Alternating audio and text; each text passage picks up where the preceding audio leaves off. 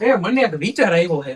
શેનો વિચાર? હવે જો ચોમાસું આવે છે બરોબર છે, હા અને તને ભજીયા બનાવતા બહુ સારા આવડે છે, હા તો આવડે છે ને. તો આપણે ભજીયાની રેકડી બહાર ચાલુ કરી દઈએ.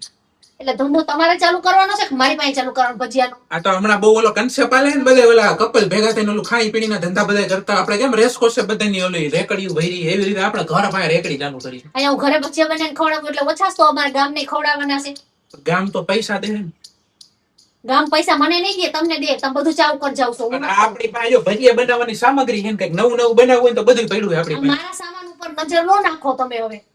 પણ હવે રેકડી ને બધું હું સેટ કરતો આવીશ, તારા ખાલી બનાવવાના છે. બધાને વેઇટર ની જેમ દેવા હું જઈશ. તમે છે ને એમ ઘરે ચા પીધી હોય ને તો ત્યાં તમને પોતું મારવું જોર આવે છે, તમારે હવે ભજીયા બનાવવા છે.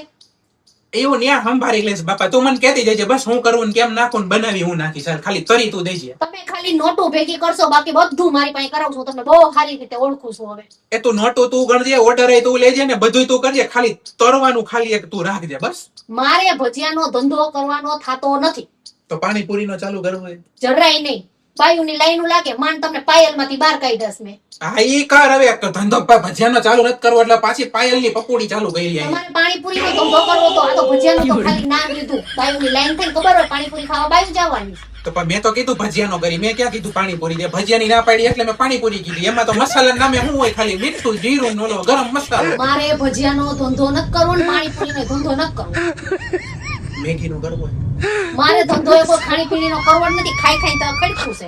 તો રેવા દો, કર્યા રાખો ઘરના કામ. હજી કરતા હોય કરો ને.